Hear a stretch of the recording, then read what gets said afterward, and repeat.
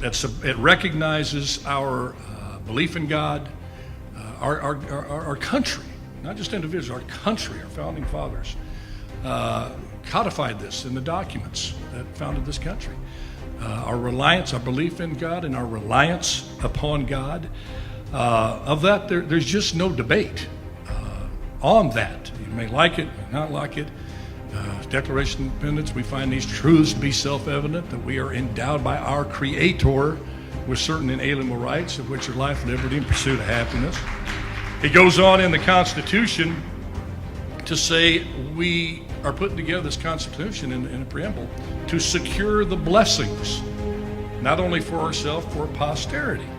And that Constitution followed with a Bill of Rights that enumerated those godly rights given to man, including the very first one, which was a right to believe in God and to express that belief anytime, anywhere, including the public square. 33 million.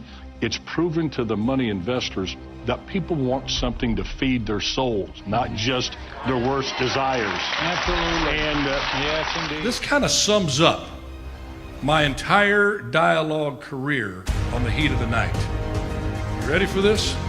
Okay, this is it. My 7 years on the heat of the night. My dialogue all summarized in this. Get right on it, Chief.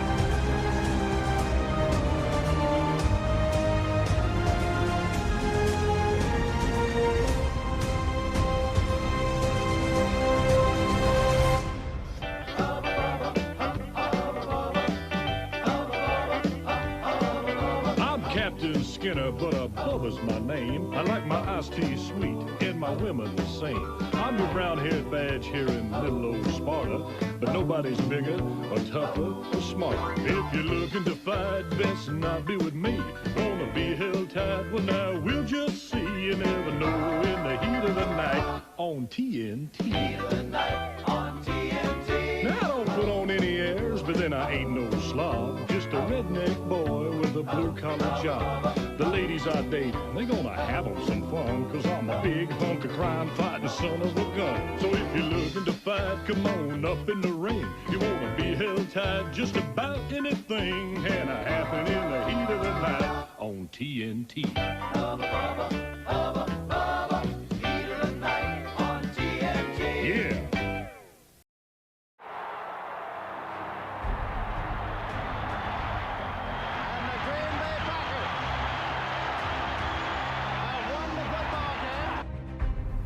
It recognizes our belief in God, our country, not just individuals, our country, our founding fathers codified this in the documents that founded this country. Our reliance, our belief in God, and our reliance upon God. Of that, there's just no debate on that. You may like it, may not like it. Declaration of Independence, we find these truths to be self-evident, that we are endowed by our Creator with certain inalienable rights, of which are life, liberty, and pursuit.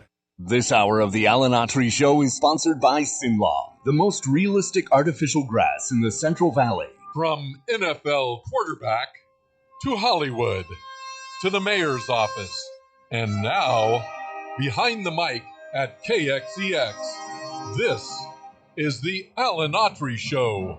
No retreat. And so, my fellow Americans, ask not what your country can do for you. Ask what you can do for your country.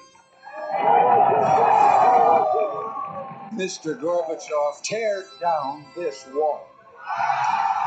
What the hell's going on out here? Have you everybody clapping out there. Nobody. That the only thing we have to fear is fear itself. Today, I consider myself the luckiest man on the face of the earth. I'm not fearing any man. Mine eyes have seen the glory of the coming of the Lord. So 5 seconds left in the game. Do you believe in miracles? Yes! Unbelievable. We are live. We are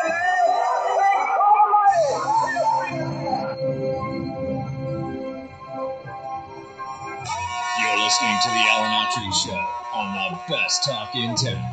Talk Radio 1550 KXEX. And welcome to Alan Autry No Retreat. I'm old Alan Autry, and this is Thoroughly Thunderous Thursday, for lack of a better description. So happy to have you with us, whether it's old school over the radio or online, or going live on Twitter, YouTube, and I don't know if we're on Instagram. I don't know. Jeremy has us everywhere. You can't run from me. You can run, but you can't hide from these dulcet baritones that I shoot forth through this mic every day. Yeah, you know, right? Some people talk about my hair. Yeah, my hair is really gray right now. That happens. I am totally gray by nature, and I will stay gray till my wife gets sick of it. Sometimes, oh, yeah, you look distinguished. Yes, distinguished. Then she wakes up one day and goes, man, I am sick of that. I'm going to color that. My wife is a color artist. In fact, she did coloring for some major stars in Hollywood. Not me. Not a major star. Never was. I was okay. I was just a working actor sometimes. But she did some of the big stars there. She's a color specialist for the Academy Awards. She did. And so when it's time for my Ronald Reagan hair, she's there with the old color to do it, and I think I'm in there. But some of you folks have remarked, yeah, your eyes are not betraying. I remember when Michael Landon was doing Highway to Heaven. You know, some of you may remember Michael Landon, Little Joe from Bonanza, and went on to do many movies of the week. But his probably second most famous role was that of Highway to Heaven. And he colored his hair all those seasons. I think he actually, went gray during the episodes of Bonanza the last season. I believe. I may be wrong. But anyway, he decided he was going to do a season with his gray hair. I remember he went on Johnny Carson. And it lasted about 4 episodes, and people just went, no, Joe, go back, dye your hair. So Michael Landon went back to dyeing his hair. What does it have to do with any of the pressing subjects that we're dealing with today?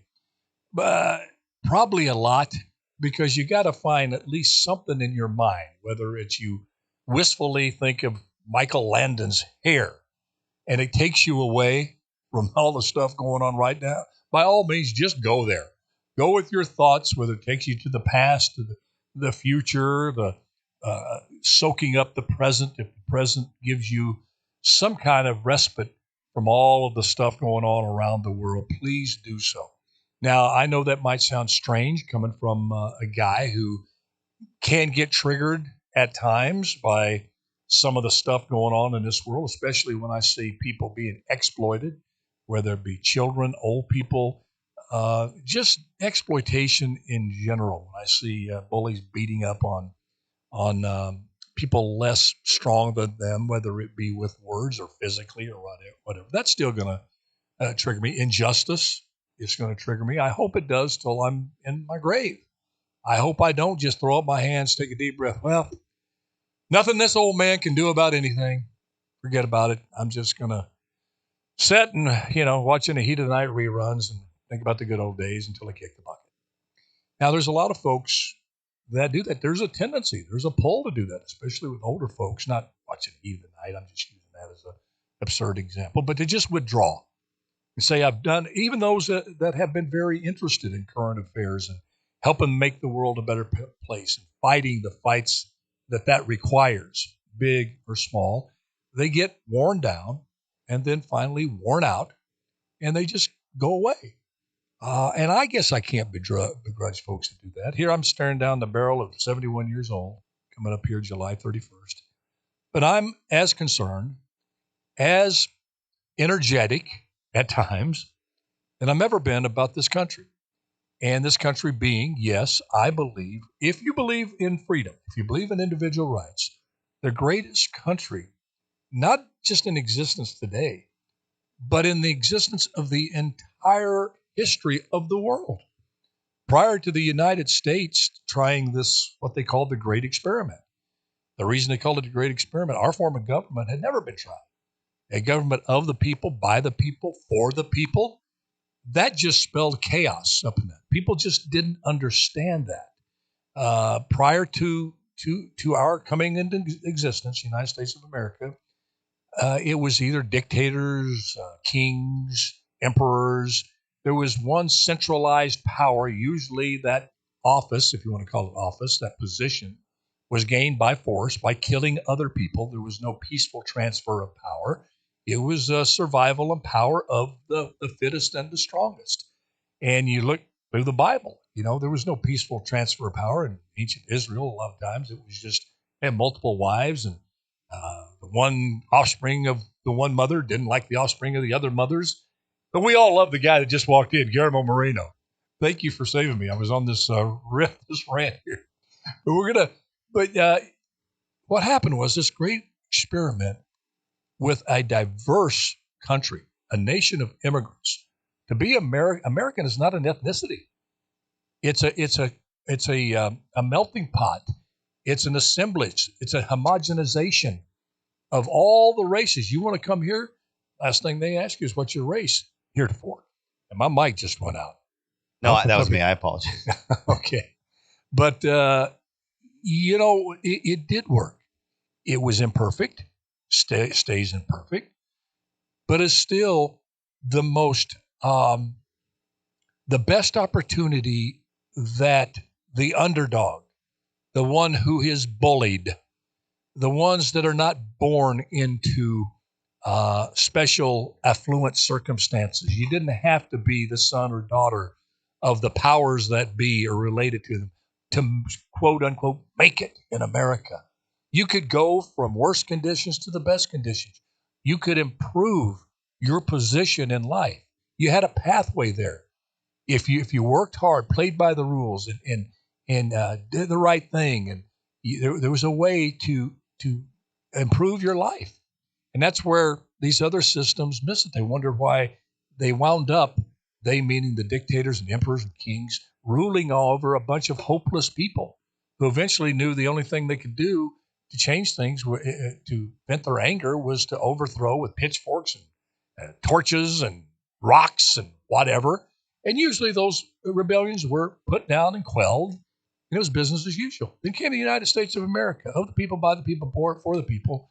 And we're so against having this autocratic dictatorship type, whether you call it king, emperor, whatever, rear its head again. So we're going to separate the power: legislative branch, judicial branch, and the executive branch. A checks and balances on the nature and the prevalence and the inclination and the temptation of man to abuse power. All you could do was check it. It was always going to be there. That was the philosophy of the founding fathers, and did a pretty good job. Imperfect. So when I see that system that has benefited me, my children, people before me, the least of the least, the ones who were born with not very much, have a chance to have a better life, and I see those principles under attack and trying to return us to a system, or, well, not return us, to transform us. We've never been that in the United States of America. We declared our independence from that, and we celebrated that on July 4th.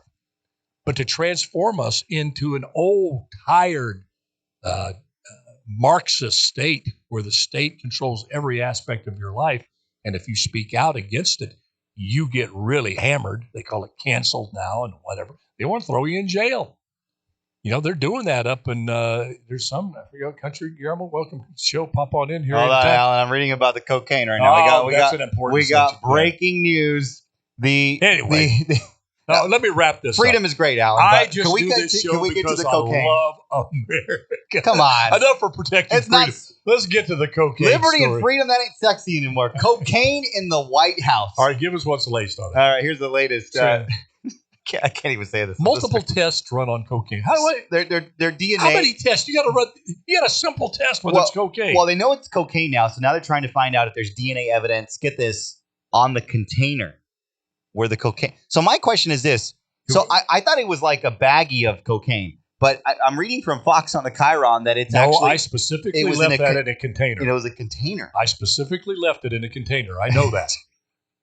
It was there. I made sure. I didn't think. Boy, Biden would love you to take a fall for this one. You might have a house in Rehoboth Beach. Please don't mention Biden and take a fall in the same breath, please. Because. Oh man! So right now, multiple tests have been ran. They're trying to run fingerprints on the cocaine container because I doubt you can fingerprint cocaine. I don't know. Well, obviously the jokes have begun. It's not really a joke. A cocaine habit is not a good thing. Trust me. My 7 years in Hollywood, I battled that. It's a bad drug. It is the devil's drug. It's expensive, right? But you can't help it. Back then, it was. Now it's cheap. That's why all these kids are getting hooked on it. Okay. Back then, I mean, you were snorting your rent, your car payment, your life insurance. You know, it was horrible. But my question. I wish they'd turn back to that. Price these kids out of a habit. You think inflation would? Why can't inflation hit cocaine and heroin like it's? So my question it was how much was it? Because they're talking about it was in a container. Like how much cocaine is in it? Because it didn't take much cocaine to get high. They sell it by the gram. But this was a container. How much cocaine was there? Well, a container full. Well, you have this image of what a container is. Yeah, like you it's organize a big barrel that put like cereal, Crisco in, or sugar. Well, they haven't described the container and its dimensions yet, have they? No, they haven't. But I mean, it could be a tiny little thimble, or I mean, it could be a liter container. They don't carry that much around. Well, and my theory, this is either somebody in the White House staff, because boy, the press is trying to throw you off the scent here. America has become 300 million drug sniffing dogs on this. We're not going to get off of this. I hope. We're going to roar every show till we find out what's going on here. But what they're trying to do is saying, this is where a highly trafficked area is, which is a bad term to use, by the way. Bet you it is when highly you're talking trafficked. about drugs. I mean, I look at that straight face they said this. Yes, man. And then you said, that's it. Blame the people. Yeah. I did write You said that was a great observation here. Blame the people. The American people.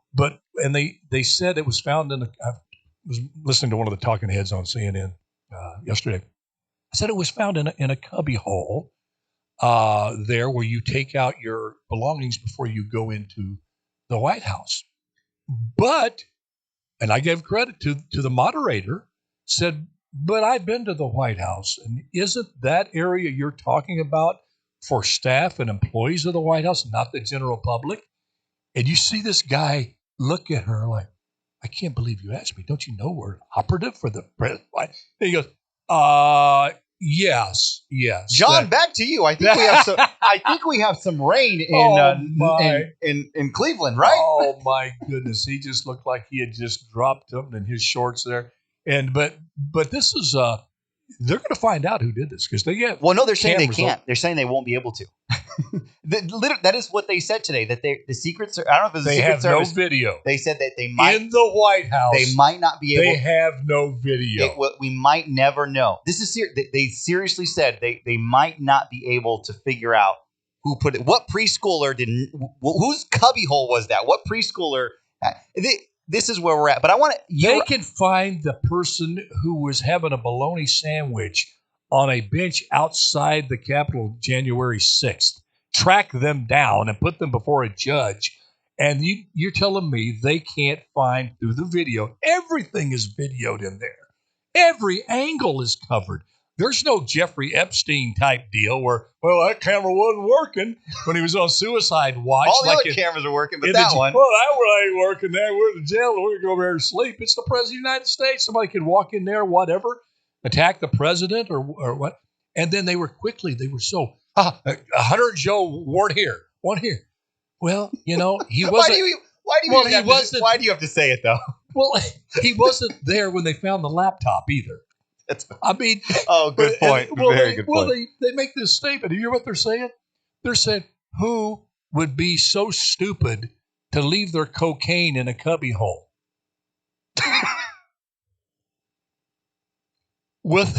May I use a little bit of whataboutism? What about the laptop with your entire email stream for the last 3 years and hooker tapes at a laptop repair shop with somebody you don't know? Drug addicts do that. They do stupid stuff like that. I know. I did stupid stuff. When you're high, you do stupid stuff. So my determination, and again, it's, you can convict people on circumstantial evidence. I don't know for sure, but there's a lot of circumstantial evidence, especially if you know how drug addicts operate. Absolutely, whoever left this has a real drug problem. I mean, they have a real drug problem. Now, you can say that it was planted there, this and that, by a MAGA person got in there and planted it. And there'll be people believe that. That's so here. So they're saying they can't. Well, they're not going to be able to find. They said that this morning. They will more than likely not be able to identify where it came from. So that's the story. But here's my big. You wonder why I don't trust the government. You just wonder why I don't. Stuff like this. It's really unfortunate because, and you're right, I did say that yesterday. Karine Jean-Pierre said yesterday that, this is a very highly trafficked area. There's a lot of visitors that come in through the West Wing. I didn't even know they actually opened the place back up. I thought it was closed down. But to blame it on the American people, that seems like that is the MO of this entire administration. When there's a problem, it's never their fault. It's always the American people. It's your fault that gas prices are so high. It's MAGA fault. It's Putin's fault because the economy is doing so hard. It's your fault that we have inflation, or we remember when we had the shortages. You're always dying because you're not vaccinated. It's always the American people. I think that's what really frustrates me. There is such a lack of the realization in that White House of the American intelligence. We're not stupid.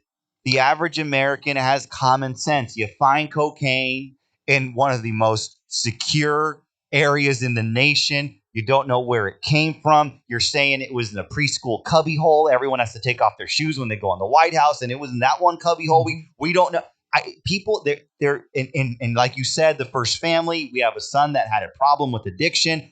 They're pretending like the American people are stupid and we cannot put it together. It doesn't take Sherlock Holmes, Alan, to figure this one out. And I'm not saying it was the first family, but isn't it also isn't it sad when they have to come out and say it wasn't the first family? I mean, that's one of the first things that they weren't even here. But why does it make this instance here? Let's just be real. Can we be real for a while? Just be truthful. The woke folks that listen to the show, welcome. First of all, Guillermo, on behalf of Guillermo, we've always everybody. And we're going to get a communication system going here pretty soon. Especially as we find out where this bag came from in the White House. I know. When you first heard this, there was cocaine found in the White House. My woke brethren, the first thing you thought of was Hunter Biden. You're not a bad wokester if you thought that. It's okay. It's okay. You're not a MAGA crazy person if you thought that. That's only natural. Why access to the White House? Probably a lot of cocaine. There probably be going on in the White House. But you look at his track record, the reckless things that he did. Of course, he's at that point a suspect. He's the only one that we know of. I'm sure there's other employees there. Then you combine that maybe have a record, but probably not. You have to do a background. If you got a drug record, you don't get hired there. And the fact that he's been spending a lot of time, the media, mainstream media have covered that, spent a lot of time at the state dinners with the president of India and this and that. He's been there. I'm not saying that he did that, but to have that cross your mind, when I was mayor, if somebody found in my office a box of spicy Popeyes fried chicken, you would think that maybe Autry, because I like Popeye fried chicken. I would tell everybody. In fact, I would pick Popeyes over Kentucky Fried Chicken. I'd get on that subject. I don't know how, speaking from the Chamber of Commerce, whatever. Everybody knew I liked Popeyes fried chicken. I wouldn't be the natural suspect. Whether you liked me or not, or did not like me, until I proved myself, I would not get offended if they asked to see my fingers if they were greasy. I would not get offended. I would call myself. I could see that. If you're Hunter Biden, you should come out right now and go, I know how it looks. Yeah, it's okay. So true. I just didn't do that. Let me tell you where I was. Please do everything you can to find out who left that cocaine there. Because other people are going, wait a minute. Yeah. May not have been Hunter, but was it somebody who dropped some off? Was it a dealer? Got a pass in there? I hope we don't got a dealer. I'm in a cubby. No, I'm going to go there. I'm not saying it's Hunter. It could be somebody else. Call the dealer. Listen, I'll get you past the West Wing. There's this cubby over there. I want you to put it in the back. Okay, there for me. Then nobody's watching. And if they do not have cameras there, then something like that happened. Because somebody in that White House would know that. Hey, put it here because there's no cameras here. Yeah. I got a little Perry Mason in me. I got a little Matlock in me here. You do. Honestly, I think it's someone. Obviously, I don't think it was a visitor. I don't think it was a visitor. You don't think there was a drop? I don't think there was a drug dealer drop? I don't think it was a drop. I hope one day that we can see the entire list of whatever elementary school decided to visit that day and whatever middle school was there and whatever Catholic and Lutheran school visited the West Wing that day. I want to see the list. And then I also let's just be real with the American people. Unfortunately, and I told this to producer, you know how many people are probably sitting back and go, "Oh man, that's cool. Someone they're doing it." Oh, they were doing it all over the media. Unfortunately, we were laughing. I'm not cool, but we were laughing. But some people don't see this as bad as it really is. I wish the White House, assuming that they don't think it's hunters and assuming it's nobody's in the administration and it is an employee or something, you just come out, you just be honest, and you say, "Look, this can be a teachable moment," as educators would say. You go out and you say, "Look, this was found in the White House. We are going to make sure that we drug test everybody. This is very serious. It's a good point. Drug addiction is very serious, yes. and we take it. We're going to make sure that whoever's addicted is going to get help. And guess what? We're a great nation. We give people second chances. And if someone is addicted, they take care of the problem. They can return to work. We're going to get to the bottom of this." And we're going to be honest with the American people. I think Karine Jean-Pierre or someone for the administration would have done that, come out and said that.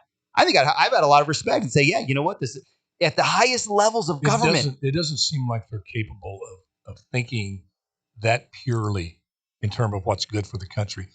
They go to cover up. The first thing is cover up. Mostly those folks, and it's on the right and left, first thing they think is the political aspects. And that's what's good for the country. And any kind of really true accountability or anything that might remotely tie them to any of this stuff, they're not going to do, even if it's an absurd response, because like you said, they have a very low opinion of the intelligence. Yeah. Thomas Sowell calls it the vision of the anointed. He picked on Obama big time on this, but it was this mindset that infiltrates into politics and many, many candidates, most of the candidates, and at Harvard, Yale, the Ivy League school, and the prestigious schools around the country, that they just are much more intelligent than the general populace. And the populace needs to be taken care of. That someday, you're not dumb. Someday, you plebeians, you masses will evolve to the point where you have somewhat the intelligence that we have and the ability to the intellectual brilliance that we have. But you're not there yet. So until then, it's our responsibility to take care of you. Now, part of taking care of you is we're going to lie to you for your own good. Because trust us, this is not lie. This is for your own good. So don't hold us to the standard. Don't call us a liar, because it's not really lying when we make the decision what's best for you. For example, we're going to have our Surgeon General tell you that masks don't work. And we're going to have the CDC head, Fauci, come up and say, masks don't work. Now, the reason they do, we really do feel they work, even though they don't at that time, because we want to save them for the healthcare personnel. Instead of just telling the people, look, don't make a run on these things because we need the health practitioners, the nurses, and the doctors to have access to this. They don't believe that 89% of the people would go, I get that. I'm going to stay in the house and this sort of thing, do that. No. because you're giving them credit for not only having some intelligence, but having a heart. They have such a low estimation of the American people that this is, and in this thing here, the same situation with this cocaine deal. You know, they actually want me to believe, and I'm not the brightest chrome on the bumper, never claimed to be, but to tell me they don't have video of every place that close to the West Wing. This thing was found adjacent to the West Wing. You've got camera, backup camera, triple camera. You've got cameras watching every orifice on your body. They monitor the air. I found that out. I have a friend that told me they monitor the air in the White House. Well, we're going to take a quick break. When we come back, we got a lot to cover. We got, they Prigozhin's back in Russia. You ever see that movie Dead Man Walking? Well, we're about ready to see the sequel in Russia. We'll be right back. This is Alan Autry, No Retreat. Do the bumps of time in your prime. Then you love me some Bob Dylan. People call, say beware, dog, you're bound to fall. You thought they were. Boy, that was a good observation you came up with, blaming it on the people. It is. It's always our fault.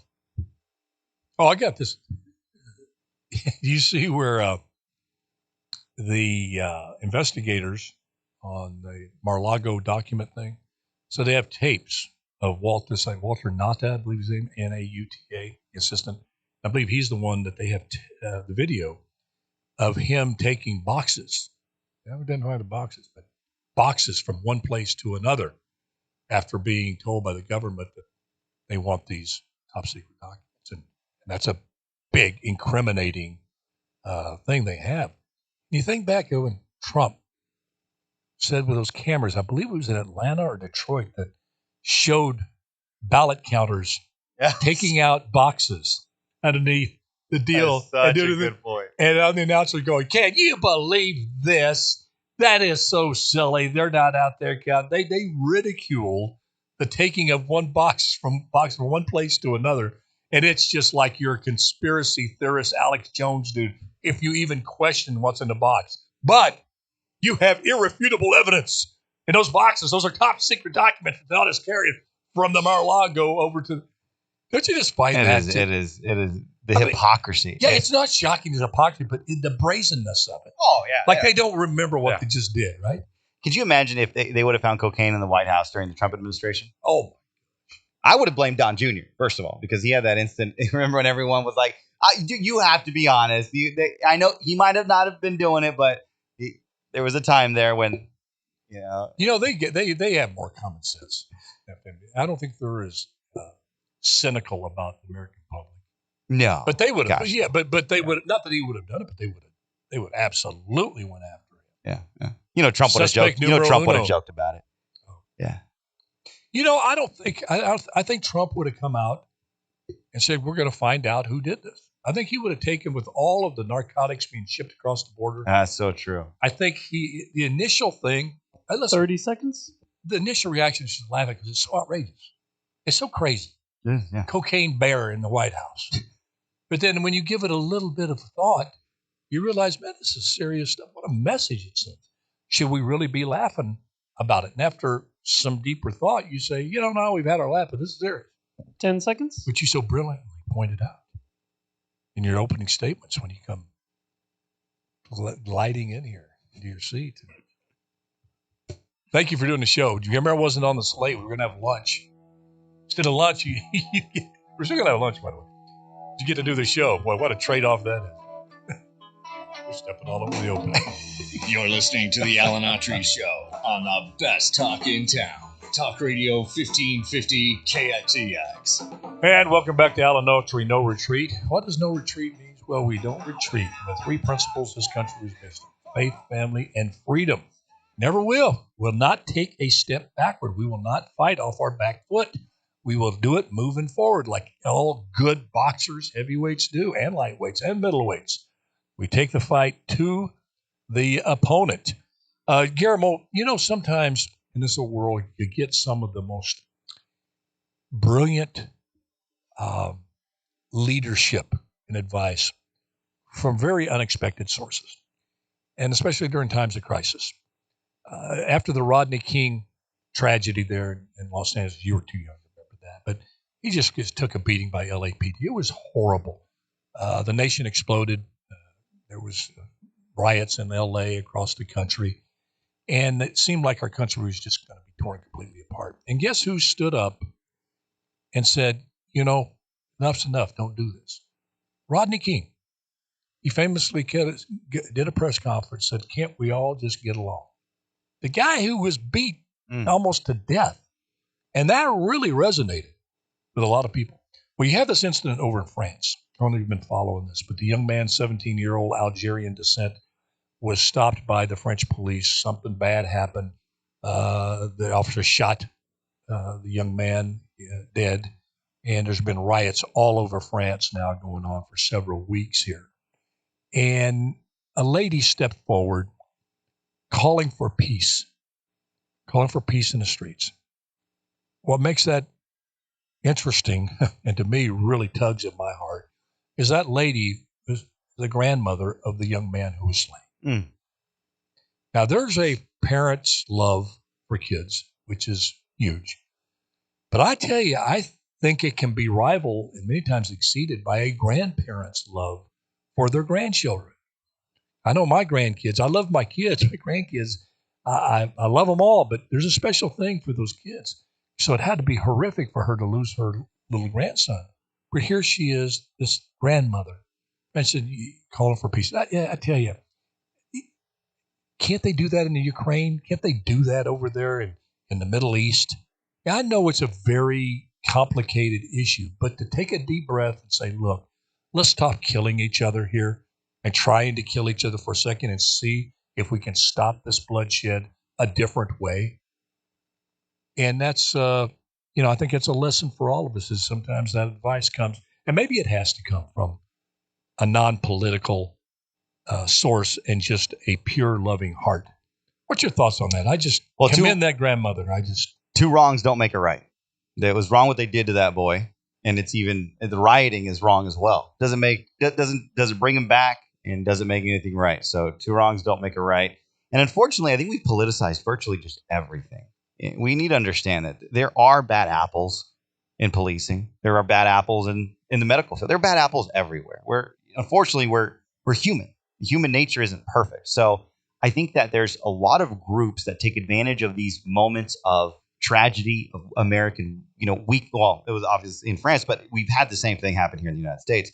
They take advantage of it. They highlight it for their own personal gain. You've seen movements do this look at BLM, the millions that they've taken in. So we just got to get back to, when I was growing up, I don't remember being so politically involved. Like as a young boy, I was able to enjoy life. I was able to enjoy my childhood. And I think, unfortunately, politics is just infused into everything. And we're quick to point out, like, oh, man, you guys are all, one person represents everybody in that category. Mm-hmm. All police are bad because this guy was an idiot. Same thing with Eric, was it Chauvin? Yeah, the George Floyd incident. Derek Chauvin. Yeah, Derek Chauvin.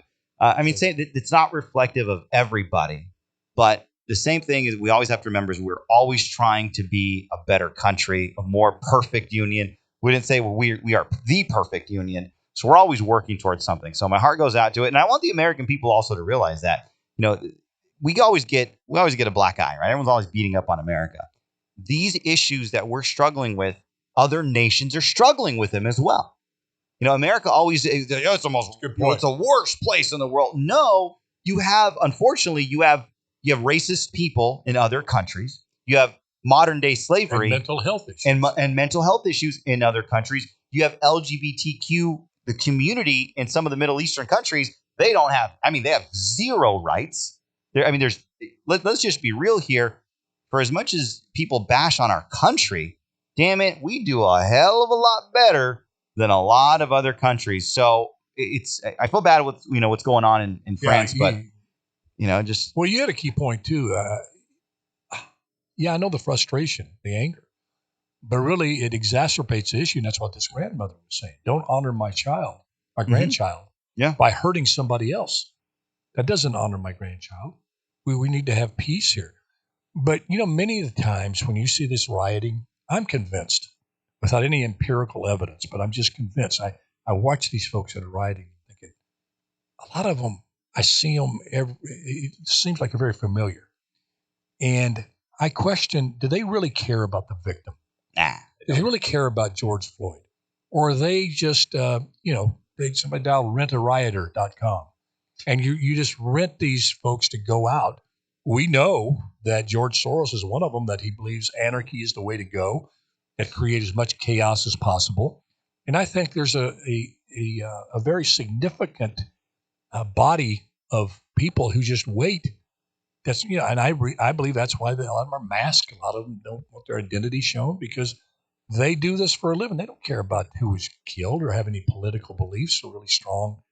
They're just there to raise hell and stir everybody else up. I think they're masked up because they don't want the community to know who they are. They don't want mama to see them on the screen and say, I taught you better than that. And they want their next paycheck at the next riot. So they get fingered, and then they can't do that. And I know some people may think that's a reach. And I'm not for one moment thinking there's not legitimacy to reform that needs to happen in France. I was talking to somebody the other day who just came back from France, and there's an issue there. There definitely is. But it brings me to the mayor of Philadelphia. I don't know if you saw him, where they had the mass shooting there. 5 people killed, and came on the heels of a similar incident in Baltimore right during the July 4th weekend. So people are making a connection on that. What connection there is, I don't know, because it happens every night in Chicago, not just on July 4th in these big cities. You have killings like this. And again, the whole thing, mass murder, we're not going to cover it unless all those killings happen at one time. I think you have to have 4 killings by one person before it's called a mass murder. When you could have 15, 16 in Chicago by 5 or 6 people, but it doesn't get covered because it's not a mass murder. Yeah, you had more people die in that city, 3 times more than the individual took out in another city, yet you don't cover it. I mean, it's the whole notion of how they define mass murder. But the mayor, Krasner, there in Philadelphia, lamenting again the fact that it's the guns, and we have to find a way, he said, to keep guns out of the hands of dangerous people. And I'm sitting there going, Mayor, I have this connection with you because I was a mayor of the 31st largest city in the country. We had a lot of crime when I took over. It was going up drastically. Got my attention. Quite honestly, one of the major reasons I ran for mayor. All right? Because I saw the early 90s in Fresno, what can happen to a city when they let crime get totally out of control. You have a traumatized city in every neighborhood. The perception is that you're not safe when you walk out and go to the grocery store. And that destroys a city. People move away from you. And we're trying to keep people here. But he asked the question, and the answer is simple. How do you keep guns out of the hands of dangerous people? You lock the dangerous person up. Because when they're in prison, now they might want to kill somebody, but they got to make a shank or know somebody who has a shank and go up and stab somebody like they did Jeffrey Dahmer. When's the last time you saw heard of a shooting by an inmate on another inmate in any prison in the entire United States? You don't. They're in jail. They're in prison. And that's what we did here, because there's a small minority of folks, and the police know who many of them are. We went after them, and we put them in prison. You saw the rate of violence and murder plummet literally overnight. Giuliani, who you have on your network, did it in New York virtually overnight. And then the guy on the panel, and I give CNN credit. Two shows last night I watched. They were trying their best to be even balanced. But like you pointed out in the show the other day when we watching Jake Tapper, he was hearing something he didn't want to hear about Trump, which was somewhat, in a positive nature, and her gritting her teeth. Well, through gritted teeth, they had this panel on there, and they talked to this guy from law enforcement. He said, look, there's 2 ways to go at this, strategically and logistically. Strategically, you go and find the root causes of this violence. Bad upbringing, abuse, no fathers in the home, drug abuse, all this stuff. Most of those mass murders did not have a father at home. They have that data. You can go down the line. They had a very disrupt. So you make efforts to try to rectify that and remedy that, extol the value of the nuclear family, which is not being done by the media. But you know where you can go to make a difference. That's going to take time. That's going to take years, decades to make a difference. That's the strategic plan to do. But here's also the logistical plan, and that is you lock up the bad guys, and you send a message to other bad folks like these kids that want to do a drive-by. Which is happening a lot, which happened back in the 90s, the old drive-by shooting. Yeah. That was the fad. Why? Because they got a slap on the wrist. And this thing is not. But I guarantee you, those kids, even with their brain being intoxicated and at the lowest point of judgment, their teens and early 20s, which most of these trigger people are, if they think they're more apt to be found, sent before a judge, and sent to prison if they use that gun, you're going to see them not use that gun as much. You're going to see, again, literally crime plummet in this country because and you have to have the strategic approach, long-term solution, short-term relief. And that's how you stop the violence and you bring the violence down in this country. And that's what's so frustrating. That's why I get so frustrated with our mayor. You got to have willpower. With Mayor Dyer here. He knows what needs to be done, but he's afraid to take a tough stance because for some reason he's running from the image of tough when you have to be, tender when you should be. He wants to be tender all the time. He's checked the toughness at the door. The criminals know that.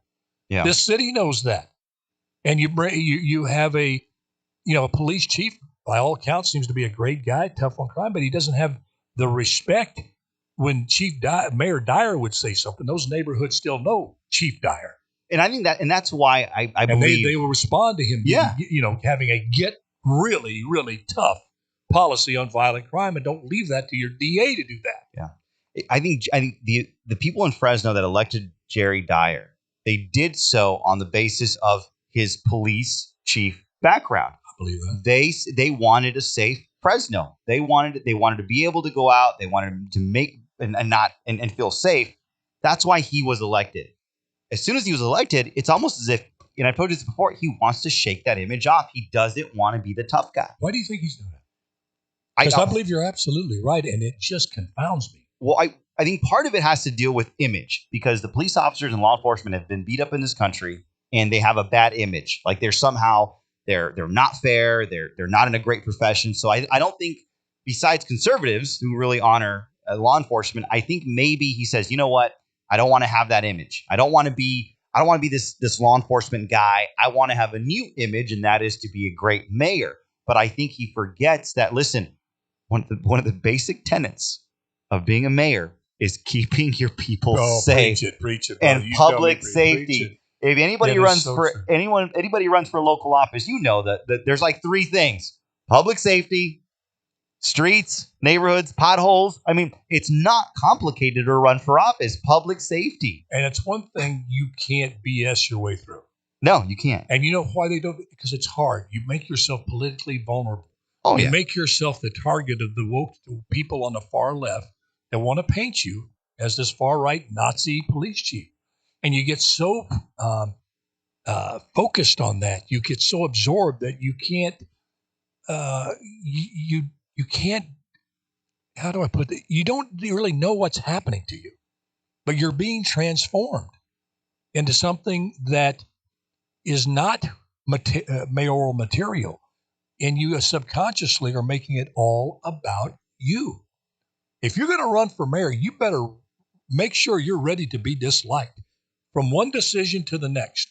Now, he would tell you, when I raised the pride flag, I knew that I was going to be disliked and this and that. And you're right. You felt that's right. That's your decision. I feel it was wrong because it set a precedent. It had nothing to do with the rights of LGBTQ community. It's just, what's the next flag? It's going to PETA, NRA. It just starts that slope. That was my problem with it.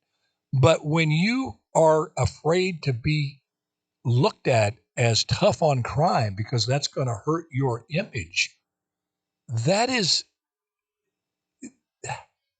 you don't have a grasp on reality. You're letting these far left groups make you believe that they legitimately represent the majority of the people in the neighborhoods that are rampant with violence when they do not. Most of the people in Chicago, you hear about violence, they don't want those violent thugs out shooting their kids every night. They're afraid. They're depending on the Chicago mayor and the police to make their streets safe. And heretofore, they have refused to do so. Why? Because they want to be, they meaning the mayors and the police, want to be in good graces with this absurd, dangerous, lethal, it's not even left, it's not even in the liberal category that most people know what liberalism is. It's this George Soros reward crime and punish people who follow the law. It's as simple as that. And I think he's for some reason fallen victim, as a lot of mayors have. The Philadelphia mayor, tell me what difference between the mayor of Philadelphia, Baltimore, Washington, D.C., and how they're operating things, and Mayor Dyer here in Fresno, California. I'd be hard-pressed to find one. No, seriously, if you can show me a difference. I mean, they're all going after for more money from the state. They think that's the beginning and end all. Yeah. If they get a grant for this, a grant for that, mayor's job done. Yeah. Give me the parade. It's the old Jim, and I like Jim Costa, but it's the Jim Costa deal. I don't want to get involved in anything about really deep discussions about water, education funding that's lacking in the San Joaquin Valley, the death of but if you get a little grant, you're going to be everywhere and cutting the ribbons on the new buildings. Yeah. It's easier not to address a problem than it is to actually address the problem. And unfortunately, I think our political leaders now believe that money solves everything. And I want you to, and you're a good example of this. I think that's the bureaucratic way. Money can solve all ills.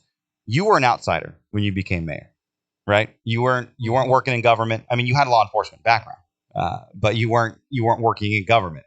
Same thing with Ashley. No government. Then you got Lee Brand, who's an elected official, came from government. Now you have Jerry Dyer. I mean, he came from government. You're got a good point. Years of government. So I think if we were to look back at Fresno's history, I would venture to say the outsiders probably had a more successful mayorship than did the individuals who were in the system already. Because I'd buy that. Not just because it was me coming out. So I'd buy that as I think through things. Yeah. There are businessmen that come in and take a business approach to running the city. Yeah, I looked at the budget. Let me ask you this. Yeah. Do you look at the budget? Do they have a reserve? I don't think. I don't see that highlighted for the tough recession that's coming our way. I don't remember seeing it. I remember seeing kind of just the overall funding, but I don't remember. They might have.